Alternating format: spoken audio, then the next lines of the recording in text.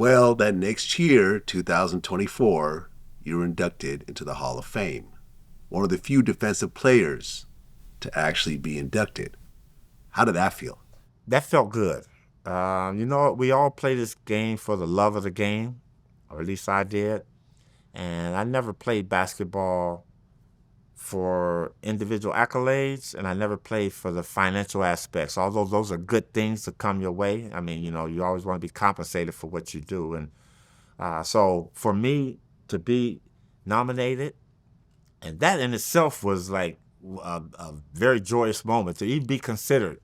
You Were know, you expecting it? Did you think you were a Hall no, of Famer? I never was expecting any of that. Huh. Okay. And so that's what I said. So for me to be nominated and even be mentioned or going into the Hall of Fame, I was kind of like overjoyed with that. And I mean, every year you come out and then they come out with the list and they go, okay, you're going to get this call on this day on Monday, and they'll let you know if it's in. So 3 times before that, they call me, hey, Coop, and I'm holding my breath. I'm like, okay, this is it. And they go, sorry, this wasn't your year.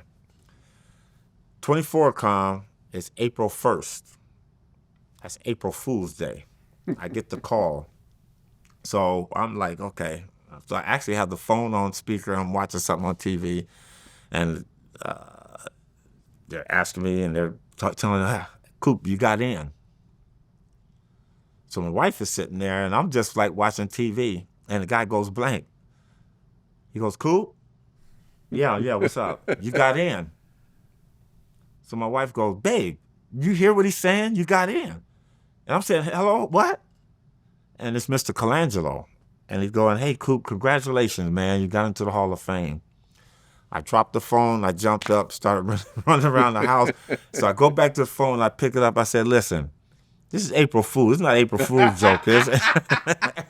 And they go, no, Mike, no, for real. And I mean, that was probably, you know what it did? It made everything that I had ever worked for, going all the way back to building my own rim.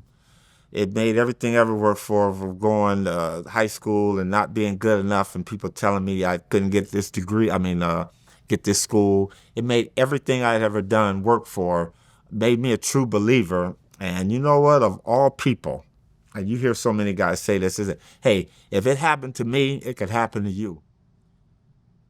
I tell kids that because I was just this young kid trying to just make a good living, trying to get education through basketball, use basketball before basketball used me, make enough money for my family. And when people say that now, I understand what they're saying. If it can happen to Michael Cooper, it can happen to anybody if you put in that hard work. So being in the Hall of Fame is a whole nother level because it makes me feel that I played this game at the highest level, that I competed to some of the best that's ever played this game. And for them to think highly enough of me to put my little tennis shoes and my jersey and my name up on the wall with some of the best that's ever played this game, job well done.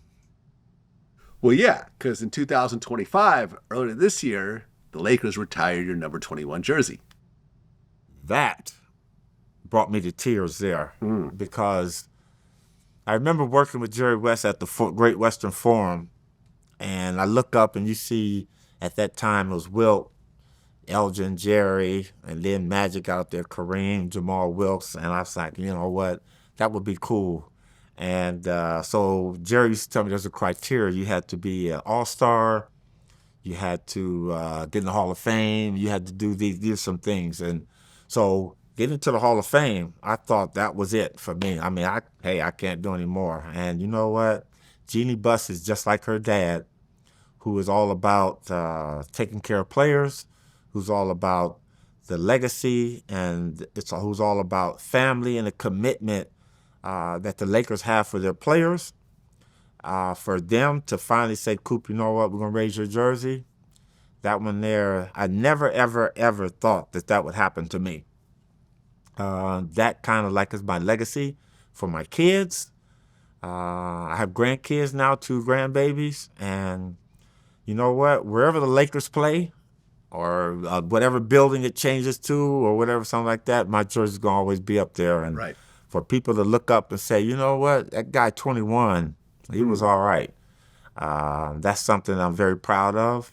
I didn't expect it to happen, but it's there. And again, I played with, and I always told people for my numbers up there, I played with Kareem, who wore number 33, played with Magic, who wore number 32. I played with James Worthy, who won number 42, and Jamal Wilkes, who won number 52. Well, 2 plus 1 is 3, so 33, I'm up there with Kareem. I'm up there with Magic, 2 plus 1 is 3, 32. I'm up there with James because the number 2 is in there in his number. So, but for now, for my number to be up there, it's just, you know what?